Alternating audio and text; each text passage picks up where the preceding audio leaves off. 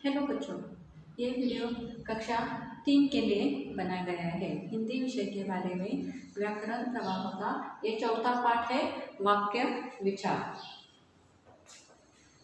हमारे इस पाठ का नाम है वाक्य विचार। यहाँ पर मैंने कुछ वाक्य लिखे हैं। पहला कौन सा है? राम पत्र लिख रहा है। दूसरा क्या है? राधा गीत गा रही है। और तीसरा है मोर नाच रहा है। तो यहाँ पर क्या दिए गए हैं बच्चों? ये 3 वाक्य दिए गए हैं। इन 3 वाक्यों में क्या आ गया है? इन 3 वाक्यों में शब्दों के समूह आ गए। ये देखो कितने शब्द इसमें आ गए। आप सभी ने पहले ही सीखा है शब्द किसे कहते हैं। वर्णों के समुदाय को, वर्णों के समूह को, वर्णों के सार्थक समूह को शब्द कहते हैं। किसे कहते हैं शब्द? जो वर्णों का सार्थक समूह। सार्थक शब्द, सार्थक किसे कहते हैं? सार्थक मीन्स मीनिंगफुल, जो अर्थपूर्ण हो, जिससे अर्थ निकले, उसे क्या कहा जाता है? सार्थक। और निरर्थक शब्द किसे कहते हैं? जिसका कोई भी अर्थ न हो। यहाँ पर राम शब्द है, पत्र शब्द है। अब पत्र की जगह पर हमने अगर उसके वर्ण को उल्टा पुल्टा किया, अब इस पत्र शब्द में कितने वर्ण हैं? यहाँ पर दिखाई दे रहे हैं। प और त्र है वर्ण उसमें, और भी उसमें है स्वर और व्यंजन। हम वर्ण 2 प्रकार के होते हैं, स्वर और व्यंजन होते हैं। तो उसमें पत्र में ये जो 2 वर्ण है, उनको अगर उल्टा पुल्टा किया, त्रप, त्रप से कुछ मीनिंग मिलता है क्या? पे आपको नहीं मिलता है। तो जिससे अर्थ न निकले उसे क्या कहा जाता है? निरर्थक। और जो अर्थपूर्ण हो उसे क्या कहा जाता है? सार्थक। अब ये पत्र राम क्या है? सार्थक शब्द है। राम पत्र लिख रहा है, ये सभी शब्द उस इस वाक्य में आ गए हैं। तो ये क्या है? शब्द पूरे के पूरे सार्थक शब्द है। शब्द किसे कहते हैं आपको पता चल गया? वर्णों के समूह को, सार्थक समूह का, वर्णों के सार्थक समूह को शब्द कहते हैं। तो इसमें जो भी शब्द आ गए हैं उससे आपको अर्थ प्रतीत होता है ना, उससे आपको अर्थ की प्राप्ति होती है।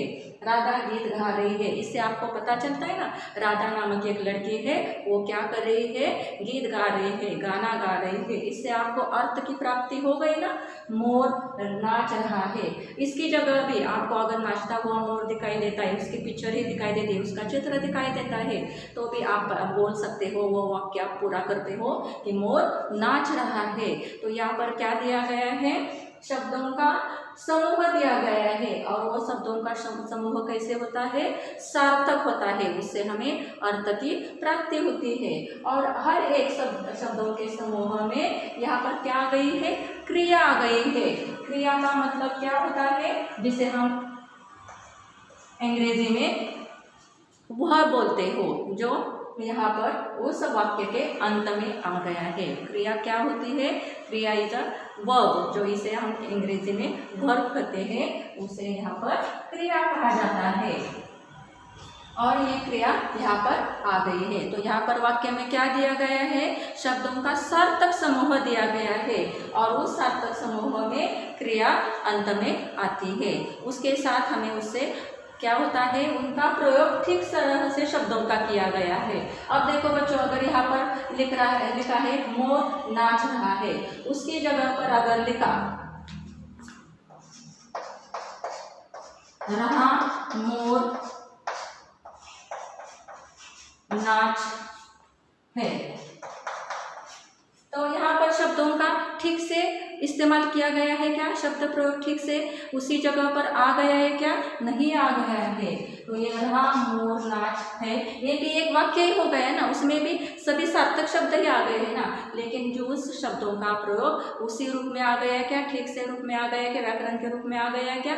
नहीं आ गया है। इसलिए जो भी उसमें इसमें शब्द दिए गए हैं, उन शब्दों का प्रयोग भी ठीक से होना चाहिए। मोर नाच रहा है, इससे आपको सही वाक्य का बोध होता है। हमें जो भी हम वाक्य बोलते हैं उसका बोध होना ठीक से जरूरी है, वो भी सार्थक बोध होना चाहिए। अब समझ में आ गया इन वाक्यों से? ये वाक्य कैसे बना है? शब्दों से बना है। शब्दों के सार्थक समूह को वाक्य कहा जाता है। तो वाक्य की परिभाषा क्या है? किसी भाव या विचार को पूरी तरह प्रकट करने वाले सार्थक शब्दों के समूह को वाक्य कहलाते हैं। सार्थक क्या कहा जाता है? किसी भाव या विचार को आप बोलते हो ना, कोई भी आप भाव प्रकट कर रहे हो, मुझे अभी बहुत खुशी हो रही, ये भी आपने भाव प्रकट किया ना, या आपको जो भी अब मैं आपको अपने इस पाठ के बारे में विचार प्रकट कर रही हूँ, वो आपको समझ में आने के लिए वो मैंने क्या किया है, अपने विचार आपके सामने प्रकट किए हैं कि वाक्य विचार में क्या क्या आना चाहिए, उसकी परिभाषा क्या होनी चाहिए, या मैंने आपने प्रकट किए ना विचार। जब तक प्रकट नहीं किए जाते तब तक दूसरों को समझ में आते हैं क्या? नहीं आते। तो वाक्य किसे कहा जाता है? किसी भाव या विचार को पूरी तरह प्रकट करने वाले सार्थक शब्दों के समूह को क्या कहा जाता है? वाक्य कहा जाता है। और इसी वाक्य को इंग्लिश में क्या कहते हैं, अंग्रेजी में क्या कहते हैं? सेंटेंस कहते हैं। ठीक है, आप सभी को, और परिभाषा मीन्स डेफिनेशन, आप सभी को ये परिभाषा समझ में आ गई, और वाक्य कैसे बनते हैं ये भी आपको समझ में आ गया। अब क्या है? वाक्य के अंग। इन वाक्य के अंगों को ही दूसरा शब्द क्या है? भेद। वाक्य के भेद, वाक्य के प्रकार कितने होते हैं, अब हम यहाँ पर उसके बारे में देखने वाले हैं। तो वाक्य के अंग कितने होते हैं? 2 होते हैं। एक है उद्देश्य और 2 विधेय। तो उद्देश्य किसे कहा जाता है?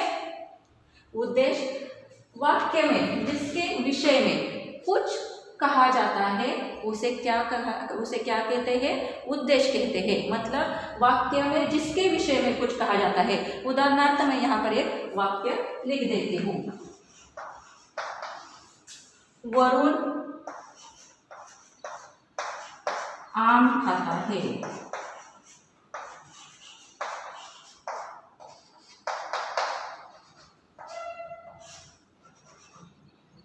वरुण आम खाता है।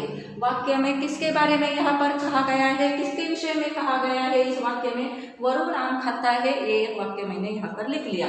अब वाक्य उद्देश्य किसे कहा जाता है? उद्देश्य की परिभाषा क्या है? वाक्य में जिसके विषय में कुछ कहा जाता है उसे उद्देश्य कहते हैं। तो इस वाक्य में किसके बारे में कहा गया है? किसके विषय में कहा गया है? वरुण के बारे में। किसके विषय में कुछ कहा गया है? वरुण के बारे में। आम कौन खाता है? आम किसने खाया? ये सब आम खाता है। कौन आम खाता है? तो वरुण आम खाता है। यहाँ पर वरुण क्या आ गया? यहाँ पर वरुण उद्देश्य आ गया। समझ में आ गया बच्चों? ये वरुण क्या है? उद्देश्य है, क्योंकि वाक्य में उसके बारे में ही कहा गया है ना, उसके विषय में ही कहा गया है ना, वरुण के विषय में कहा गया है, तो वरुण क्या है? उद्देश्य है। वैसे ही मोर नाच रहा है, तो उसमें क्या आ रहा है? कौन नाच रहा है? मोर। तो मोर ये उद्देश्य हो गया। आपको आ गया समझ में? हाँ। अब दूसरा है, उसका अंग भेद कौन सा है? विधेय। विधेय वाक्य में उद्देश्य के विषय में जो कुछ भी कहा जाता है उसे क्या कहते हैं? विधेय कहते हैं। जो उद्देश्य होता है उसके बारे में, उस वाक्य में जो भी कुछ kहा जाता है उसे क्या कहते हैं? विधेय कहा जाता है। जैसे कि राम स्कूल जाता है। उदाहरणार्थ